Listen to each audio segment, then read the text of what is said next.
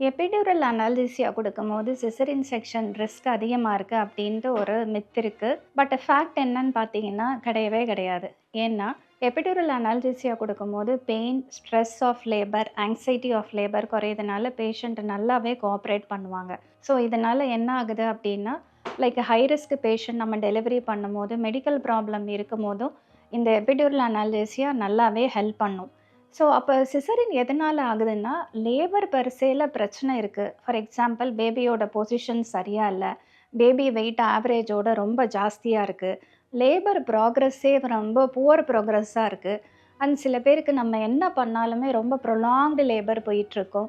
இதனால தான் caesarean section ஆகுமே ஒழிய எபிட்யூரல் அனால்ஜீசியா கொடுக்கறதுனால சிசரியன் செக்ஷன் ஆகும் அப்படிங்கிறது கிடையவே கிடையாது. இது ஒரு விதமான மித்து ஆர் பயம்னே சொல்லலாம். இந்த எபிட்யூரல் அனால்ஜீசியா மெத்தடை நம்ம ஹாஸ்பிட்டலில் நார்மல் டெலிவரி பேஷண்ட்ஸ் எல்லாருக்கும் யூஸ் பண்ணிகிட்ருக்கோம்.